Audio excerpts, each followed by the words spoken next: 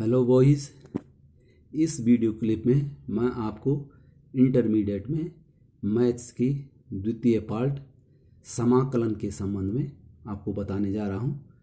समाकलन क्या होता है? अभी तक आपने अवकलज यानी अवकल गुणांक के संबंध में पढ़ा है। तो समाकलन जो है अवकलज का एंटी होता है, इसको प्रति अवकलज भी कहते हैं। अवकलज का जो अपोजिट या एंटी कह सकते हैं हम उसको प्रति अवकलज कहते हैं। इसको क्या होता है इसमें देख लीजिए, यहाँ पर लिखा मैंने, जिस प्रकार अवकल गणित एक राशि का दूसरी राशि के सापेक्ष परिवर्तन दर, एक राशि का दूसरी राशि के सापेक्ष परिवर्तन दर, जैसे हम क्या लिखते हैं, कहीं पर हम लिखते हैं, यहाँ पर लिखते हैं dx/dt। तो यहाँ पर क्या है, x का t के सापेक्ष ये क्या है, परिवर्तन दर है। परिवर्तन दर आलेखों पर स्पर्श रेखाएं परिभाषित करने, यानी आपने देखा होगा कि जब हम अवकलज पढ़ा रहे थे तो उसमें हमने स्पर्श रेखाएं और आपका अभिलंब पढ़े थे। वो स्पर्श रेखाओं की प्रवणता जो आपकी dy/dx थी ज्ञात करने आदि के मूल अभिप्रेरण है। माने आपने जो है अवकल गणित का कहाँ उपयोग किया, आपने जो है राशियों के परिवर्तन की दर, स्पर्श रेखाएं, या आपने मैक्सिमा और मिनिमा, इस प्रकार से इनमें जो है इसका उपयोग किया जाता है। इसी प्रकार से पर समाकलन फलनों का जो उपयोग किया जाता है वो कहाँ होता है, आलेख से घिरे हुए क्षेत्रफल को परिभाषित करने, वो क्षेत्रफल ज्ञात करने के लिए प्रेरित है। यानी इसके लिए किया जाता है आलेख से घिरे हुए क्षेत्रफल। मान के चलिए फॉर ए लिटिल ये आपका एक आलेख है, तो अब इस आलेख द्वारा कितना क्षेत्रफल घेरा गया है, तो क्या करते हैं, यहाँ पर से इसके इस किनारे से भी एक लंब डालते हैं और इस किनारे से भी एक लंब डालते हैं यहाँ पर।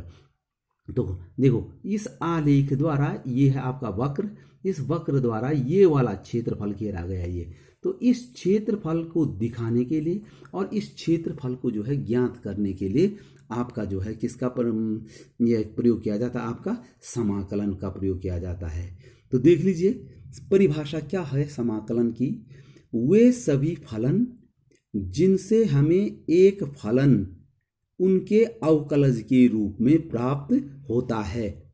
वे सभी फलन जिनसे हमें एक फलन अवकलज उनके अवकलज के रूप में प्राप्त होता है, इस फलन के प्रति अवकलज या समाकलन कहलाते हैं।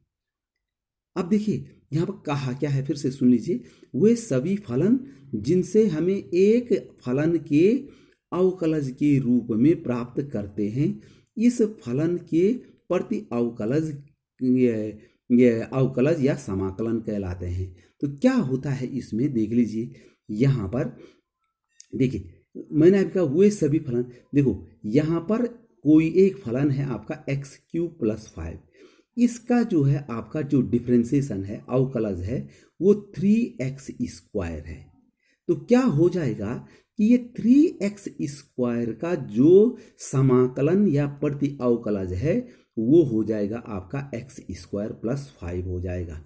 3x² का अवकलज क्या हो जाएगा आपका x³ + 5।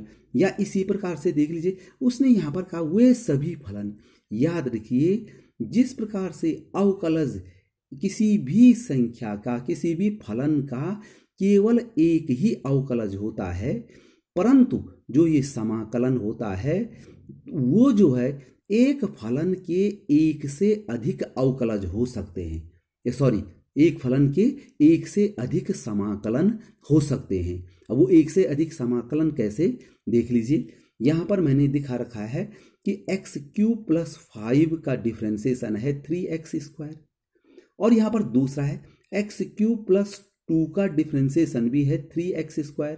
अब ये कैसे आया 3x², इसको मैं अभी आगे बताऊंगा आपको कि इसको कैसे आया, देख लीजिए। या खाली अगर x³ है, इसका जो है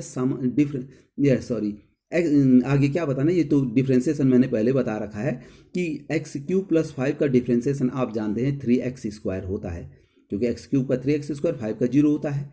एक्स क्यूब प्लस 2 का डिफ्रेंसिएशन जो है वो भी 3x स्क्वायर होता है, क्योंकि 2 का 0 होता है, और खाली एक्स क्यूब है उसका जो है डिफ्रेंसिएशन भी 3x स्क्वायर होता है।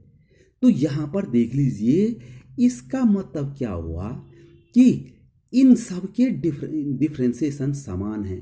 तो इसका मतलब 3x स्क्वायर का जो इंटीग्रेशन करेंगे, क्योंकि प्रति अवकलज जो है वो क्या होता है, डिफ्रेंसिएशन का प्रति होता है, अपोजिट होता है, एंटी होता है। तो 3x स्क्वायर का जो इंटीग्रेशन होता है वो इससे, अगर इससे देखें तो इससे 3x स्क्वायर का इंटीग्रेशन क्या होगा, एक्स क्यूब प्लस 5 होगा। इससे 3x स्क्वायर का इंटीग्रेशन क्या हो जाएगा आपका, एक्स क्यूब प्लस 3 होगा। इससे 3x स्क्वायर का इंटीग्रेशन एक्स क्यूब हो जाएगा आपका। अब देख लीजिए, तो ये 3x स्क्वायर के इन तीनों से देखो 3 प्रकार के इंटीग्रेशन आ रहे हैं, 3 प्रकार के समाकलन आ रहे हैं। इसलिए क्या करते हैं कि यहाँ पर देखिए कि इंटीग्रेशन ऑफ 3x स्क्वायर जब हम लिखते हैं, यहाँ पर देख लीजिए ये इंटीग्रेशन का चिन्ह है आपका, ये s की तरह आपको दिखाई दे रहा है, ये समाकलन का चिन्ह होता है 3x स्क्वायर।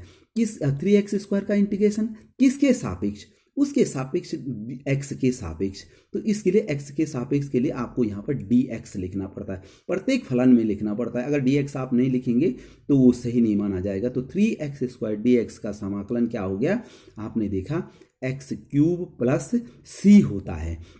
c मानी c एक कांस्टेंट है, इसको इंटीग्रेशन कांस्टेंट भी कहते हैं, क्योंकि यहाँ पर देख लीजिए 3x स्क्वायर का इंटीग्रेशन एक्स क्यूब प्लस 2, यहाँ पर एक इंटीग्रेशन भी है, चर तो सेम है, चर देख लीजिए सभी में सेम है यहाँ पर, लेकिन ये कांस्टेंट जैसे इसमें 5 है, इसमें 2 है, इसमें नहीं है, माने 0 है, इसलिए हम इंटीग्रेशन में क्या करते हैं आपका c लिखते हैं। तो याद रखिए, यदि किसी भी फलन का इंटीग्रेशन करना हो तो इंटीग्रेशन करने के बाद उसके साथ प्लस c रखा जाता है। क्योंकि c इसलिए रखा जाता है, ये मैंने आपको बता दिया, ये इसलिए लिख रखा जाता है कि यहाँ पर हमने देखिए इसका डिफ्रेंसिएशन किया तो वो भी 3x स्क्वायर आया, इसका किया तो 3x स्क्वायर आया, इसका भी किया तो 3x स्क्वायर है। तो आप देख रहे 3x स्क्वायर के, पहली बात तो जो मैंने कहा था यहाँ पर परिभाषा में कि वे सभी फलन जिनमें हम एक फलन, वे सभी फलन देखो ये सब 3 फलन हो गए जिनमें हमें एक फलन उनके अवकलज के रूप में, एक फलन देख लीजिए ये 3x स्क्वायर है, इनके अवकलज के रूप में प्राप्त हुआ। देख लीजिए, तो जैसे मैं अभी कहा था मैंने कि किसी भी फलन का जो है वो समाकलन जो है वो एक संख्या न होकर के वो क्या होती हैं, असंख्य संख्याएं होती हैं। तो असंख्य क्यों हो गया, क्योंकि इसमें जो आपका जो एक कांस्टेंट हो रहा है, ये कांस्टेंट कुछ भी हो सकता है। तो इस कांस्टेंट को जैसे ही हम बदलेंगे तो आपका जो है फलन बदल जाएगा। आपका यहाँ पर एक्स स्क्वायर प्लस 5 है, यहाँ पर एक्स स्क्वायर प्लस 2 है, यहाँ पर खाली आपका जो है केवल एक्स क्यूब ही है, यहाँ पर एक्स क्यूब प्लस 5 है, एक्स क्यूब प्लस 2 है, यहाँ पर केवल एक्स क्यूब है। इसलिए जब इंटीग्रेशन किया जाता है तो उसके साथ क्या रखा जाता है, आपका c रखा जाता है, ताकि ये पता चल जाए कि इसका इंटीग्रेशन करेंगे तो c का तो 0 होना ही है, ये बताने के लिए कि इस फलन में कोई कांस्टेंट भी हो सकता है। तो देख लीजिए एक ही फलन के कई इंटीग्रेशन हो गए और ये जो है आपका इसके समाकलन हो गए। यहाँ c को क्या कहते हैं, समाकलन नियतांक करते हैं। आपने ध्यान देना है कि कोई भी पूछ सकता है आपको कि c क्यों आया, तो उसे ये एग्जाम्पल देंगे कि भाई एक्स क्यूब प्लस 5 का जो है डिफ्रेंसिएशन 3x स्क्वायर होता है, इसका डिफ्रेंसिएशन भी 3x स्क्वायर, इसका भी 3x स्क्वायर होता है। लेकिन जब इंटीग्रेशन करेंगे 3x स्क्वायर का तो हमें क्या प्राप्त होगा, इनसे x क्यूब। तो इसका मतलब तब तो ये है 3x स्क्वायर का इंटीग्रेशन अगर x क्यूब है तो फिर 5 कहाँ गया या यहाँ 2 कहाँ गया। इसलिए यहाँ कोई कांस्टेंट हो सकता है, इसलिए उसको c रखा जाता है। यहाँ पर c को जो है आप समाकलन, तो जब कोई भी प्रश्न आप जो है इंटीग्रेशन का हल करेंगे तो वहाँ पर जो है आप जो है लास्ट में प्लस c जरूर रखेंगे, कोई एक कांस्टेंट जरूर रखेंगे कि ये इंटीग्रेशन कांस्टेंट है आपका। अब देख लीजिए, हाँ यहाँ पर लिखा हुआ है मैंने, जैसे अभी मैंने कहा भी है, अतः किसी भी फलन का समाकलन अद्वितीय नहीं होता है, क्योंकि अद्वितीय मानी एक ही नहीं होता, कई होते हैं। अब तो किसी भी फलन के अपरिमित प्रति अवकलज को ही समाकलन कहते हैं। अप्रति अवकलज यानी समाकलन होते हैं, यानी अपरिमित अनिश्चित होते हैं, उनकी संख्या निश्चित नहीं होती है। अब देख लीजिए, जो ये समाकलन हम आपको बताएं, समाकलन जो है दो प्रकार के होते हैं, एक अनिश्चित समाकलन होता है, एक निश्चित समाकलन होता है। अनिश्चित का मतलब इसकी कोई जो है जैसे इंटरवल है, कोई इंटरवल नहीं होते, कोई सीमा नहीं होती है इनकी। तो फिलहाल हम आपको अनिश्चित समाकलन के बारे में बताने जा रहे हैं। तो आपने देखा होगा कि अभी पिछला देखो, क्योंकि मैंने क्या कहा, ये आपका जो है अवकलज का एंटी है वो क्या, इंटीग्रेशन प्रति अवकलज यानी समाकलन, उसका विपरीत कह सकते हैं, उसका प्रति कह सकते हैं आपका। तो देखिए कैसे होता है, जो सूत्र आपने पढ़े हैं इनको आपने ध्यान से देखना है कि कैसे क्या है, और इन्हें याद भी रखना है, इनको दोबारा नहीं बताया जाएगा। देखो d/dx ऑफ x की घात n, आपको यहाँ पर ये मैंने ये अवकलन लिखा हुआ है और ये जो है समाकलन लिखे हुए हैं। याद रखिए समाकलन के चिन्ह को ये जो s की तरह लिखा हुआ है ये समाकलन का चिन्ह है। और याद रखिए जैसे ही अवकलन में d/dx लिखते थे, समाकलन में dx जरूर लिखना है आपने। तो देख लीजिए यहाँ पर d/dx ऑफ x की घात n का डिफ्रेंसिएशन जो है क्या होता है, n x की घात n-1 ये आपका होता है। तो क्या हो जाएगा, जब x की घात का n का डिफरेंशिएशन ये होता है तो इसका इंटीग्रेशन आपका जो है क्या होना चाहिए, x की घात n और प्लस c जरूर होना चाहिए। तो यहाँ पर मैंने लिखा है, इसलिए इंटीग्रेशन n इंटू एक्स की घात n-1 और dx जरूर लिखना है आपने। तो ये बराबर हो जाएगा x की घात n प्लस c, x की घात n प्लस c। देख लीजिए इससे किया मैंने कि x की घात n का जब डिफरेंशिएशन ये होता है तो इसका इंटीग्रेशन x की घात n होगा, और c क्यों होगा ये मैं पहले आपको बता चुका हूँ, प्लस c हो गया। लेकिन इससे क्या होता है, जिस प्रकार से हम जो है डिफरेंशिएशन में x की घात n का जो है वो लगाते थे, क्या लगाते थे, सीधे सूत्र लगाते थे। यहाँ पर आपको अभी स्पष्ट सूत्र नहीं दिखाई दे रहा है, इसलिए मैंने यहाँ पर एक और किया है, dx/dx ऑफ x की घात n+1/n+1 का जो है मैंने डिफरेंशिएशन किया है। तो x की घात n+1/n+ का जो डिफरेंशिएशन होगा आपका वो क्या हो जाएगा आपका, देखो क्या होता है इसका डिफरेंशिएशन। देखिए मैंने क्या कहा था, ये आपका जो है जब इसका डिफरेंशिएशन करते हैं तो n+1 आगे आ जाता है। देखो ऐसा हो जाएगा n+1 और x की घात 1 कम हो जाएगा तो n हो जाएगा आपका।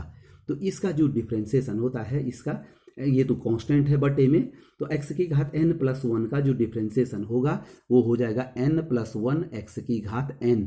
तो n+1 x की घात n और बटे में जब मैंने n+1 रखा तो n+1 जो है कट जाएगा, क्योंकि बटे में आपका n+1 रखा हुआ है तो ये n+1 कट जाएगा। तो कितना हो जाएगा इसका डिफरेंशिएशन, x की घात n। तो ये मैंने ये कर रखा है, इसलिए इससे क्या हो जाएगा, जब इसका डिफरेंशिएशन x की घात n है तो x की घात n का जो है वो इंटीग्रेशन, देखो इंटीग्रेशन x की घात n dx बराबर हो जाएगा ये x की घात n+1/n+1। ये मोस्टली इंपॉर्टेंट है आपके लिए, बहुत महत्वपूर्ण है ये, क्योंकि जैसे हम x की घात n वाले पदों का डिफरेंशिएशन करते थे वैसे ही x की घात n वाले पदों का आपको इंटीग्रेशन भी करना है। तो x की घात n का इंटीग्रेशन क्या होता है, इसकी एक घात बढ़ जाती है, डिफरेंशिएशन में एक घात घट जाती थी और इसमें एक घात क्या हो जाएगी, बढ़ जाएगी x की। तो x की घात हो जाएगी n+1 और जो घात में आ जाएगा वही बट्टे में भी आता है। देख लीजिए यहाँ पे है, तो वही जैसे बट्टे में घात अंश में घात x घात n+1 हो गया तो बट्टे में भी क्या हो जाएगा आपका n+1 हो जाएगा। जैसे अगर हम यूं कहें, अगर हमको जो है x की घात 4 का जो है इंटीग्रेशन करना है तो क्या हो जाएगा, मैंने क्या कहा, x की घात 1 बढ़ जाएगी, 4 और 1 5 हो जाएगा और बट्टे में भी क्या हो जाएगा, 5 हो जाएगा। तो ये आपको याद रखना है, बहुत इंपॉर्टेंट। x की घात n dx का जो इंटीग्रेशन होता है x की एक घात बढ़ा देंगे और बट्टे में भी वही हो जाएगा प्लस c तो इंटीग्रेशन कांस्टेंट है। अब और आगे है आपका ये जो विभिन्न जो डिफ्रेंसिएशन आपने पढ़े हैं, D by d x of sine x का डिफ्रेंसिएशन कॉस एक्स होता है, तो कॉस एक्स का इंटीग्रेशन साइन एक्स होगा। तो इंटीग्रेशन कॉस एक्स बराबर इसका डिफ्रेंसिएशन ये, तो इसका इंटीग्रेशन ये, इसका अपोजिट, तो कॉस एक्स का जो आपका इंटीग्रेशन होता है वो साइन एक्स होता है। देख लीजिए तीसरा है कॉस एक्स का डिफ्रेंसिएशन होता है आपका माइनस साइन एक्स।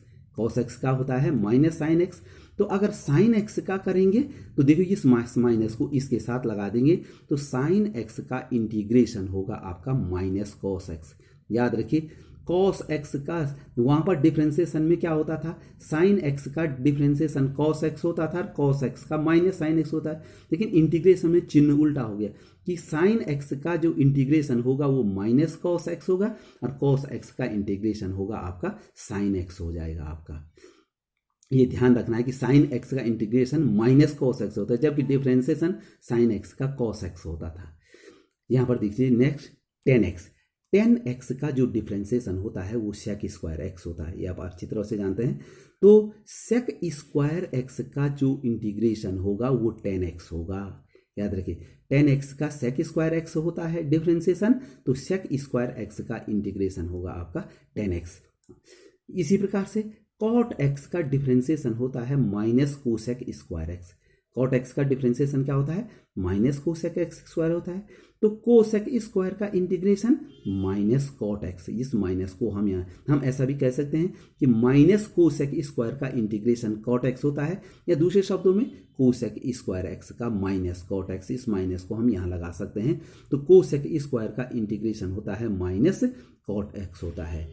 इसी प्रकार से देख लीजिए सेक एक्स का जो डिफ्रेंसिएशन होता है वो माइनस सेक एक्स का differentiation sec x tan x होता है। तो इसका मतलब क्या हुआ, सेक एक्स टेन एक्स, अगर ऐसा कोई पद है सेक एक्स टेन एक्स का इंटीग्रेशन हो जाएगा आपका सेक एक्स हो जाएगा। देखो सेक एक्स टेन एक्स का इंटीग्रेशन क्या हो जाएगा, सेक एक्स हो जाएगा। इसी प्रकार से कोसेक एक्स का जो डिफ्रेंसिएशन होता है वो minus cosec x cot x होता है। तो इसका मतलब क्या हुआ, इसका एंटी लेंगे तो कोसेक एक्स कॉट एक्स का इंटीग्रेशन क्या हो गया, माइनस कोसेक एक्स। ये माइनस यहाँ लग जाएगा माइनस कोसेक एक्स। इनको आपने डीपली पढ़ना है, ये इनका आपको ध्यान देना है। डिफ्रेंसिएशन आपको सब पता है, तो इंटीग्रेशन उसका एंटी हो जाएगा आपका। आठवां देख लीजिए, अब आपने इनवर्स वालों के भी पढ़े हैं, तो साइन इनवर्स एक्स का जो डिफ्रेंसिएशन होता है वो 1/1 plus 1 minus x square under root होता है। साइन इनवर्स का जो आपका डिफ्रेंसिएशन होता है 1/1 minus x square under root होता है। तो यहाँ से क्या हो जाएगा, under root 1/1 minus x square का जो इंटीग्रेशन होगा वो साइन इनवर्स एक्स हो जाएगा। तो देख लीजिए integration 1/1 minus x square under root d x बराबर हो जाएगा साइन इनवर्स एक्स। और देखो कॉस इनवर्स एक्स का जो डिफ्रेंसिएशन होता है वो -1/1 माइनस। याद रखिए आपको जानकारी होगी कि साइन इनवर्स और कॉस इनवर्स के डिफ्रेंसिएशन में सिर्फ चिन्हों का अंतर होता है, पद सेम होता है। तो ये आपका जो है कॉस इनवर्स एक्स का जो है -1/1 माइनस एक्स स्क्वायर होता है अंडर रूट। तो इससे क्या हो जाएगा, integration 1/1 minus x square D x बराबर हो जाएगा। ये माइनस यहाँ लगाएंगे तो माइनस कॉस इनवर्स एक्स। यानी यहाँ इन दोनों पर अगर आप डीपली विचार करें तो इंटीग्रेशन 1/1 माइनस एक्स स्क्वायर के दो इंटीग्रेशन होते हैं। 1/1 minus x square under root के दो इंटीग्रेशन होते हैं, एक होता है साइन इनवर्स एक्स और दूसरा होता है माइनस कॉस इनवर्स एक्स। ये दो इंटीग्रेशन होगी इसके इन दो सूत्रों के आधार पर।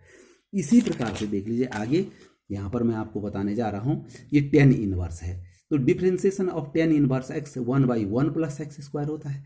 तो 1/1 प्लस एक्स स्क्वायर का जो इंटीग्रेशन होगा आपका वो टेन इनवर्स एक्स हो जाएगा।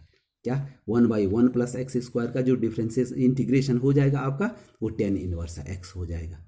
इसी प्रकार से आपका कॉट इनवर्स एक्स का कॉट -1/1 प्लस एक्स स्क्वायर होता है। आपको पता है टेन इनवर्स और कॉट इनवर्स के डिफ्रेंसिएशन में सिर्फ इस माइनस चिन्ह का फर्क होता है, जिस प्रकार साइन और कॉस में था। तो ये देख लीजिए यहाँ से हो जाएगा ये इंटीग्रेशन 1/1 प्लस एक्स स्क्वायर बराबर, ये माइनस यहाँ लग जाएगा माइनस कॉट इनवर्स। तो यहाँ पर भी देख लीजिए 1/1 प्लस एक्स स्क्वायर के भी दो इंटीग्रेशन हो गए। अगर टेन इनवर्स में लिखना है तो टेन इनवर्स एक्स हो जाएगा, और कॉट इनवर्स में लिखना है तो माइनस कॉट इनवर्स एक्स हो जाएगा। इसी प्रकार से देख लीजिए sec inverse x, d by d x of sec inverse x, यानी सेक इनवर्स एक्स का डिफ्रेंसिएशन होता है 1/x under root x square minus 1। तो 1/x under root x square minus का इंटीग्रेशन क्या हो जाएगा, सेक इनवर्स एक्स हो जाएगा ये। और कोसेक इनवर्स एक्स का जो डिफ्रेंसिएशन होता है -1/x under root x square minus 1, क्योंकि साइन सेक इनवर्स एक्स और कोसेक इनवर्स एक्स के जो डिफ्रेंसिएशन होते हैं उनमें सिर्फ एक चिन्ह का फर्क होता है कि कोसेक इनवर्स का माइनस होता है। तो यहाँ से अगर हम निकालेंगे तो ये 1/x under root x square minus 1 का जो इंटीग्रेशन होगा, ये माइनस यहाँ लगा देंगे तो माइनस कोसेक इनवर्स एक्स हो जाएगा। तो कहने का मतलब ये है 1/x under root x square minus 1 के भी दो इंटीग्रेशन हो गए, एक तो हो गया सेक इनवर्स एक्स और दूसरा हो गया माइनस कोसेक इनवर्स एक्स। इसी प्रकार से, क्योंकि आपने उन पे ध्यान देना है जो डिफ्रेंसिएशन, उस आधार पे इंटीग्रेशन जो है, यहाँ देख लीजिए डी बाई डी ई की घात एक्स का डिफ्रेंसिएशन ई की घात एक्स होता है। तो यहाँ से जो है इस ई की घात एक्स का इंटीग्रेशन भी ई की घात एक्स ही होगा। याद देखिए ई की घात एक्स का डिफ्रेंसिएशन ई की घात एक्स, तो ई की घात एक्स का इंटीग्रेशन भी क्या होगा, ई की घात एक्स ही हो जाएगा आपका। और आपने ए की घात एक्स पढ़ा था, डिफ्रेंसिएशन ऑफ ए की घात एक्स का क्या होता है, ए की घात एक्स लॉग ए बेस ई होता है। ए की घात एक्स का ए की घात एक्स लॉग ए बेस एक्स होता है, बेस ई होता है। तो आपका इंटीग्रेशन ए की घात एक्स लॉग ए बेस ई बराबर होता है ए की घात एक्स, यानी इसका इंटीग्रेशन ये होता है आपका। और दूसरे शब्दों में अगर हम कहें कि खाली ए की घात एक्स, क्योंकि लॉग ए बेस ई ये कांस्टेंट है, ये तो कांस्टेंट है, तो अगर हम इसको यहाँ बट्टे में ले जाएं तो हम ए की घात एक्स का, क्योंकि आपके पास जो क्वेश्चन आएंगे वो ए की घात एक्स लॉग ए टाइप के नहीं आएंगे, बल्कि खाली ए की घात एक्स। तो ए की घात एक्स का जो इंटीग्रेशन होगा आपका वो क्या होगा, ए की घात एक्स बटे लॉग ए। देखिए ए की घात ये हो जाएगा, इसका जो है ए की घात एक्स डी एक्स का क्या हो जाएगा आपका, ए के ऊपर जो है ए की घात और ये हो जाएगा लॉग ए बेस ई, लॉग ए बेस ई हो जाएगा, इसका जो है प्लस सी हो जाएगा। ये लॉग ए बेस ई है, ये लॉग ए बेस ई है ये। इसी प्रकार से देख लीजिए आगे, ये लॉग एक्स बेस ई, लॉग एक्स का डिफ्रेंसिएशन होता है 1/x। ध्यान दीजिए लॉग एक्स का जो है ई बेस पर डिफ्रेंसिएशन होता है 1/x, तो 1/x का इंटीग्रेशन होगा आपका log x base e plus c, यानी ए की घात एक्स, ये सॉरी लॉग एक्स का जो है डिफ्रेंसिएशन 1/x होता है, लेकिन ई आधार पर होता है, तो 1/x का जो इंटीग्रेशन होगा वो लॉग एक्स हो जाएगा बेस ई पर। और कभी कभी ऐसा भी आता है कि लॉग एक्स बेस ए का जो डिफ्रेंसिएशन होता है वो होता है आपका 1/x लॉग ई बेस ए, लॉग ई बेस ए होता है। तो यहाँ से जो है आपका जो है इसका जो इंटीग्रेशन हो जाएगा आपका 1/x लॉग ई बेस ए बराबर हो जाएगा आपका इसका इंटीग्रेशन लॉग एक्स बेस ए। कुल मिला के आपको यदि डिफ्रेंसिएशन पता है कि किसका डिफ्रेंसिएशन क्या होता है, तो जो डिफ्रेंसिएशन का मान है उसका इंटीग्रेशन इस पद के बराबर हो गया। तो ये आपको जो है याद करना है आपको। अब कुछ एक बात है मैं आपको बता दूं कि समाकलन में क्या क्या बीजगणित होता है। जिस प्रकार से देख लीजिए दो पद है माना fx और gx है माना, दो फलन हैं, इनके योग का जो समाकलन आप निकालेंगे, जैसे हम जो है डिफरेंशिएशन में भी करते हैं, तो इसका अलग इंटीग्रेशन हो जाएगा और इसका अलग इंटीग्रेशन हो जाएगा। तो integration fx dx plus integration gx dx, इनका जो है योग का जो है अलग अलग पदों का जो है इनका जो है समाकलन हो जाएगा। वैसे ही आपका नेगेटिव में हो जाएगा आपका। अब इसके बाद है समाकलन ज्ञात करने की विधियाँ। सबसे पहले है निरीक्षण या अनुमान विधि। अनुमान विधि क्या होता है, आपको आइडिया लगाना है। जैसे माना इंटीग्रेशन cos 2x का जो है आपको जो है मान निकालना है, इंटीग्रेशन ऑफ cos 2x। तो आपको ये देखना है कि cos 2x का इंटीग्रेशन आपने निकालना है, तो इसका जो है ये किसका डिफरेंशिएशन होता है, cos 2x लिखा है, पर cos x किसका डिफरेंशिएशन होता है, sin 2x का, साइन का होगा। cos किसका डिफरेंशिएशन होता है, आपने cos 2x का इंटीग्रेशन निकालना है, तो आपने अनुमान लगाना कि cos 2x किसका डिफरेंशिएशन हो सकता है, sin 2x का। तो यहाँ पर मैंने लिख दिया, चूंकि d/dx ऑफ sin 2, अनुमान लगा रहे हैं हम केवल, d/dx ऑफ sin 2x बराबर है 2, क्या होता है कि 2 बाहर निकल जाता है, तो 2 cos 2x होता है। तो इसका मतलब जो है यहाँ से देखिए, फिर अपोजिट जैसा हम अभी कर रहे थे कि sin 2x का जो है डिफरेंशिएशन 2 cos 2x होता है, तो cos 2x का जो है इंटीग्रेशन हो जाएगा, ये 2 इसके बट्टे में हो जाएगा 1/2 sin 2x, और प्लस c जरूर लिखना है, c नहीं भूल सकते हैं आप, जो है c जरूर लिखना है, अंत में जरूर लिखें कि प्लस c जो है ये इस प्रकार से। तो देखो अनुमान लगाया मैंने कि भाई cos 2x का इंटीग्रेशन निकालना था, तो हमने देखा कि ये cos 2x किसका डिफरेंशिएशन होता है, तो sin 2x का, तो मैंने यहाँ d/dx ऑफ sin 2x बराबर 2 cos 2x होता है, तो आपका जो है इसलिए cos 2x का इंटीग्रेशन ये यहाँ बट्टे में आ जाएगा, sin 2x हो जाएगा। इसी प्रकार से ही देख लीजिए, एक इंटीग्रेशन ऑफ है, इसका अनुमान विधि से मान निकालना है 3x² प्लस 4x³, इनका जो है आपने जो है अनुमान विधि से या निरीक्षण विधि से आपने क्या करना है, ये आपका ये समाकलन ज्ञात करना है। कैसे ज्ञात करते देख लीजिए, ये दो अलग अलग हैं, जैसे मैंने अभी यहाँ पर बताया कि fx और gx हैं, तो इनके अलग अलग। तो इस पर विचार कीजिए, x³ किसका डिफ्रेंसिएशन रहा होगा, क्योंकि डिफ्रेंसिएशन में घात घटती है, इसका मतलब जिसका हमने डिफ्रेंसिएशन किया होगा उसकी घात 3 रही होगी, तभी तो डिफ्रेंसिएशन करने पर घात 2 होगी। डिफ्रेंसिएशन में घात घटती है, x³ का अगर x की घात अगर 5 का डिफ्रेंसिएशन करेंगे तो क्या हो जाएगा 5 और x की घात 4, तो डिफ्रेंसिएशन में घात घटती है। अब यहाँ पर देख लीजिए आप, x³ का इंटीग्रेशन निकाल, इसका मतलब x³ किसका डिफ्रेंसिएशन रहा होगा, x², जिसकी घात इससे 1 ज़्यादा थी, x³ का डिफ्रेंसिएशन रहा होगा ये, इसका मतलब ये किसका डिफ्रेंसिएशन, x³ का। इसी प्रकार से ये x की घात 3 है, ये किसका डिफ्रेंसिएशन रहा होगा, इसका इंटीग्रेशन करना है, तो इसका अपोजिट सोचिए कि ये किसका डिफ्रेंसिएशन रहा होगा, ये, क्योंकि डिफ्रेंसिएशन में एक घात घटती है, इसका मतलब उस पद की घात 1 ज़्यादा रही होगी, यानी 4 ज़्यादा रही होगी। तो मैंने यहाँ पर देखो अनुमान से क्या लिखा है, d/dx, इसके लिए मैंने x³ लिया और प्लस इसके लिए x⁴ लिया आपने। तो जब इसका डिफ्रेंसिएशन करेंगे तो 3x² ही होता है, ये घात आगे आ जाती है, और इसका डिफ्रेंसिएशन होता है 4x³ होता है आपका। तो देख लीजिए 3x² प्लस 4x³, जब इसका डिफ्रेंसिएशन ये है तो इसका इंटीग्रेशन ये हो जाएगा, तो integration 3x² plus 4x³ dx, जब इंटीग्रेशन निकालेंगे आप तो उसके साथ dx या dt जिसका भी फलन है वो जरूर लिखना है, तो बराबर हो जाएगा आपका x³ प्लस x⁴ अनुमान विधि से। अब अनुमान विधि से तो इस प्रकार से करते हैं, लेकिन यदि आपको ये नहीं पूछा गया हो प्रश्नों में कि आप निरीक्षण विधि से हल करें, तो आप सीधे सूत्रों की सहायता से भी हल कर सकते हैं। और याद रखिए, जैसे हम जो है, जैसे यहाँ पर आपको पूछा गया था प्रश्न कि x² माइनस, एक और एग्जाम्पल देख लीजिए कि x² माइनस 1/x² का अवसमाकलन कीजिए। तो जिस प्रकार से हम डिफ्रेंसिएशन में जो फलन दे रखा था उसको हम y मानते थे अपनी तरफ से, या अपनी तरफ से fx मानते थे उसको, यहाँ पर हमने क्या माना, इंटीग्रेशन को कैपिटल I मानना है। तो I बराबर हमने लिख दिया इंटीग्रेशन x² माइनस 1/x² लिखा था, और जिसका इंटीग्रेशन करना उसके साथ dx। अब देख लीजिए इसका इंटीग्रेशन, अभी तक आपने जो सूत्र पढ़े हैं यहाँ पर जैसे ऐसा लग रहा भाग विधि जैसे लग रही है, और भाग विधि अभी तो कुछ है नहीं, वैसे भी इंटीग्रेशन में भाग विधि तो होती नहीं है। तो क्या करेंगे, इनका इस x² का इन दोनों में अलग अलग भाग देंगे, तो x² में x² का भाग देंगे तो हो जाएगा 1, और फिर माइनस 1/x² हो जाएगा, इसमें x 1 हुआ और इसमें 1/x² dx।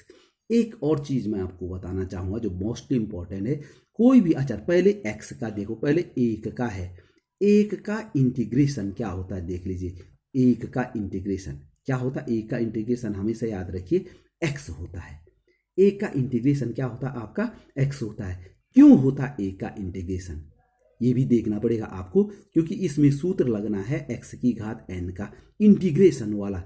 तो देख लीजिए, एक को हम लिख सकते हैं x की घात 0 dx, x की घात 0 dx, क्योंकि x किसी भी संख्या की घात 0 होने पर उसका मान क्या होता है, 1 होता है। तो 1 का जो इंटीग्रेशन होगा, देखिए ये 1 जो है x की घात 0 का इंटीग्रेशन होता है, सॉरी x घात 0 का मान जो है 1 होता है। ये किसी भी संख्या की घात 0 होने पर उसका मान हुआ, तो अगर हम 1 का इंटीग्रेशन करेंगे तो उसको x की घात 0 के रूप में लिखेंगे। और जब x की घात 0, तो यहाँ पर x की घात n का सूत्र लगेगा। अब मैंने अभी इंटीग्रेशन में x की घात n वाला सूत्र क्या बताया था, तो मैंने कहा था कि यहाँ पर मैंने देखिए शुरू में बता दिया था कि यहाँ पर देखिए x की घात n का इंटीग्रेशन एक घात बढ़ जाएगी और बट्टे में भी वही संख्या आएगी। तो यहाँ पर देख लीजिए, जैसे मैंने यहाँ पर कर रखा है x की घात 0 हो जाएगा, तो इसमें x की घात जो है 1 बढ़ा देंगे, तो 0 में 1 बढ़ा देंगे तो 1 ही होगा, और बट्टे में भी 1 हो जाएगा, यानी x की घात 1 मानी x। याद रखिए कि 1 का जो इंटीग्रेशन होता है वो x होता है। कैसे होता, मैंने फिर से बता दिया, 1 को x घात 0 कह सकते हैं हम, और x घात 0 को x घात n के रूप में देखिए, तो x घात n के रूप में ये हो जाएगा x की घात n प्लस 1, तो 0 प्लस 1 मानी 1 हो गया आपका, अब बटे में भी आपका 0 प्लस 1 मानी 1 हो गया, तो x। अगर जैसे यहाँ पर 5 खाली 5 है, अब 5 का इंटीग्रेशन करेंगे आप, तो 5 का क्या हो जाएगा, 5 तो वैसे भी कांस्टेंट है वो बाहर है, ये 5 गुणा 1 है, तो 5 का जो इंटीग्रेशन होगा वो क्या होगा आपका 5x होगा। इन चीज़ों का ध्यान रखना, अगर a है तो a का इंटीग्रेशन ax होगा। जैसे ये डिफरेंशिएशन में कांस्टेंट का डिफरेंशिएशन 0 होता था, लेकिन इसमें इंटीग्रेशन जो है आपका क्या होता है, ये होता है आपका जो है उसके साथ x आ जाता है। तो यहाँ पर देख लीजिए, यहाँ पर तो यहाँ पर 1 माइनस 1/x² किया मैंने। अब देखो 1 माइनस x² को मैंने x की घात -2 लिखा, क्योंकि ऊपर जाएगा तो -2 हो जाएगा, तो इस पे x की घात n वाला सूत्र लग जाएगा। अभी मैंने कहा 1 का जो इंटीग्रेशन होता है वो होता है x माइनस, देखो x की घात -2 का इंटीग्रेशन कैसे करेंगे, x घात n वाला सूत्र लिखेंगे तो एक घात बढ़ जाएगी। मैं भाई डिटेल से कर रखा है, x घात -2 प्लस 1, अब बटे में -2 प्लस 1 और प्लस c जरूर लिखा हुआ है मैंने यहाँ पर, तो बराबर x, ये देख लीजिए यहाँ पर -2 और +1 -1 हो गया, और माइनस माइनस का प्लस हो गया, और यहाँ पर x की घात -1 होगी, -2 + 1, तो उसमें मैंने -1 x की घात है तो इसको 1/x लिख दिया और प्लस c लिख दिया यहाँ पर। इसी प्रकार से जो है एक आध सवाल मैं आपको और बताने जा रहा हूँ कि ये है xi बराबर है x की घात 2/3 + 1 का जो करेंगे, तो बिल्कुल सिंपल सवाल है। इसका इंटीग्रेशन अलग होना, इसका इंटीग्रेशन अलग होना, दोनों धन में है, तो इसमें x घात n प्लस n का सूत्र लगेगा, तो x की घात 2n + 1 2/3 + 1, अब बटे में भी 2/3 + 1 + 1 का हो जाएगा प्लस x हो जाएगा, बराबर x की घात हो जाएगा ये आपका 3 कम 3 और 2 5/3 हो जाएगा, बटे में 5/3 हो जाएगा प्लस x, ये 5/3 उल्टा हो जाएगा तो 3/5 x की घात 5/3। या इसी प्रकार से आपका जो है ये यहाँ पर t में दे रखा मैंने ये फलन कि t में